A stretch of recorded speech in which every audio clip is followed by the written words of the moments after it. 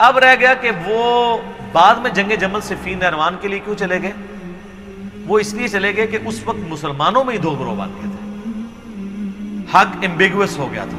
مبہم ہو گیا تھا۔ اس کے لیے ضروری تھا کہ حضرت علی خود میدان جنگ میں اترتے تاکہ لوگوں کو یقین آ جاتا کہ اگر حضرت علی باغیوں کے خلاف قتال کر رہے ہیں جنگ جمل صفین اور نہروان میں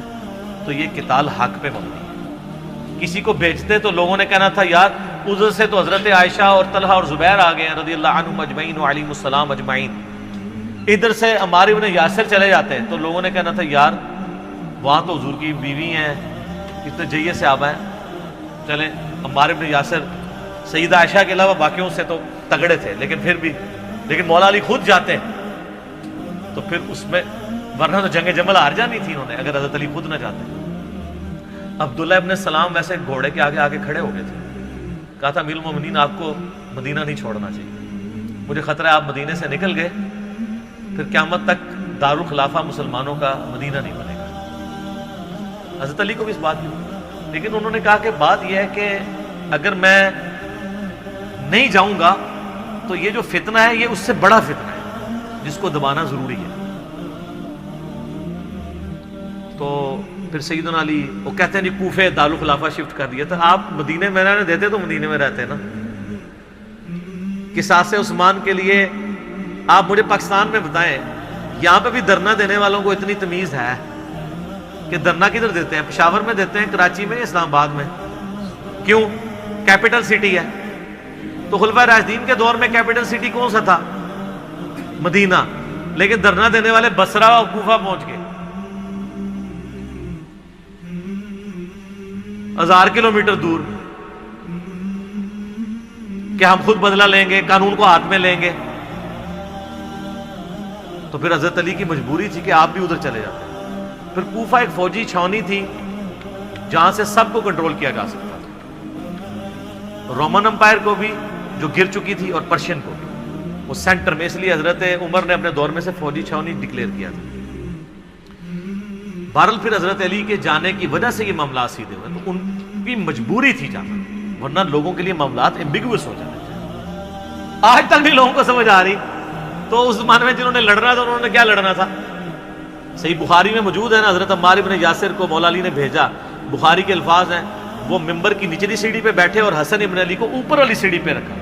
تاکہ سب لوگ دیکھ لیں جنتی نوجوانوں کا سردار بیٹھا ہوا ہے، مولا علی کا بچہ، اور کہا لوگوں اللہ نے تمہیں آزمایا ہے، ایک طرف دنیا اور آخرت میں تمہارے نبی کی بیوی ہے، رسپیکٹ کم نہیں کی، آخرت جنت میں بھی عائشہ حضور کی بیوی ہے، لیکن اللہ نے تمہیں آزمایا ہے کہ تم عائشہ کی اطاعت کرتے ہو یا اللہ کی اطاعت کرتے ہو، کیونکہ اولو الامر منکم اس وقت مولا علی ہے اور ان کی اطاعت اللہ کی اطاعت ہے، اطیعوا اللہ واطیعوا الرسول واولی الامر منکم۔ تو جب یہ سینیریو ہو اس وقت مولا علی کی مجبوری تھی وہاں سے نکلنا، اور آپ دیکھیں انہوں نے بعد میں پھر کوئی ان کے ساتھ زیادتی بھی نہیں کی،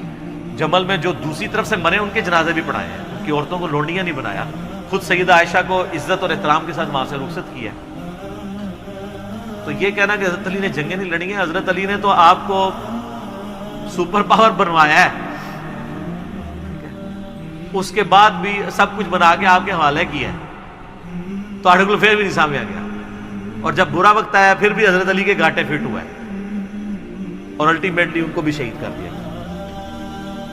میں اس سوال کے جواب کے اینڈ پہ وہ حدیث بیان کروں گا جو المستدرک للحاکم میں موجود ہے، سنن نسائی الکبریٰ کے اندر موجود ہے، میں نے اپنے ریسرچ پیپر میں بھی ڈالی ہے کربلا والی، کہ نبی صلی اللہ علیہ وآلہ وسلم نے فرمایا اے علی تیری مثال میری امت میں قوم سمود کی اونٹنی کی سی ہے، جس طرح قوم سمود نے صالح علیہ السلام کی اونٹنی کو قتل کیا تھا تو اللہ کا عذاب آ گیا تھا، اگلے زمانوں میں سب سے بڑا بدبخت وہ تھا جس نے اونٹنی کو قتل کیا، اور میری امت کا سب سے بڑا بدبخت وہ ہوگا جو اے علی تجھے قتل کرے گا